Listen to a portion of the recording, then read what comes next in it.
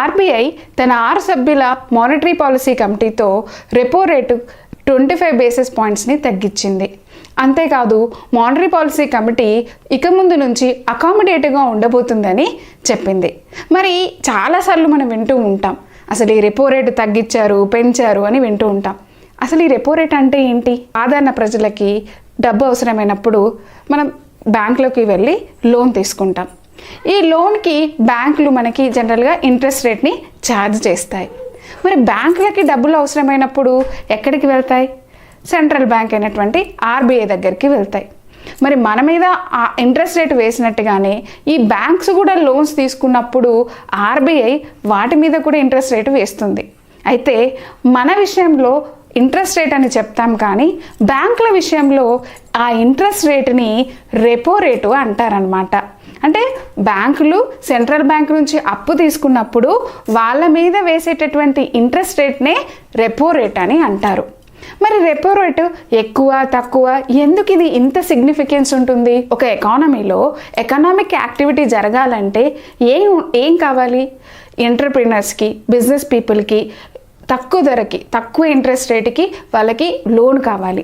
మరి ఆ లోన్ తక్కువగా రావాలంటే ఈ కమర్షియల్ బ్యాంక్స్కి కూడా లోన్, వాళ్ళు తీసుకున్నటువంటి లోన్ కూడా తక్కువకు రావాలి.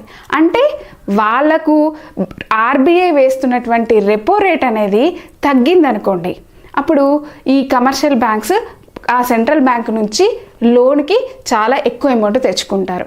దీన్ని వీళ్ళు మనం బిజినెస్ పీపుల్ కానీ వాళ్ళకి తక్కువ ధరకి వాళ్ళు లోన్ ఇస్తారనమాట.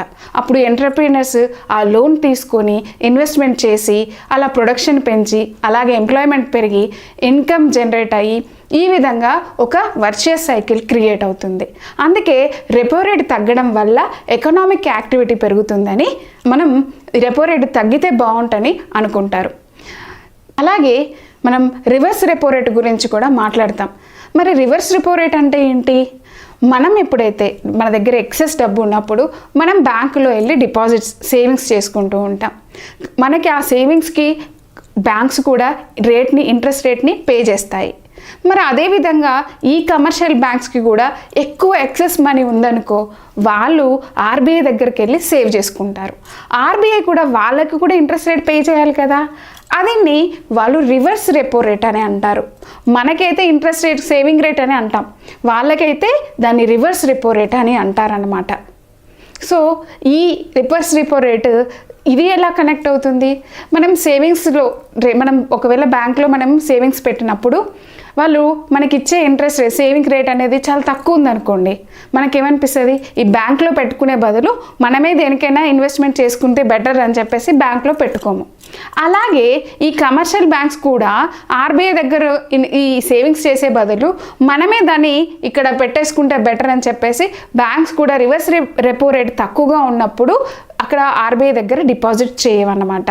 ఈ విధంగా అంటే రివర్స్ రెపో రేటు కానీ రెపో రేటు కానీ పెంచడం తగ్గడం వల్ల ఈ మనీ ఫ్లో పెరగడం తగ్గడం, ఎకానమీ ఎక్స్ట్రాక్షన్ కాంట్రాక్షన్ అవ్వడం అనేది జరుగుతుంది.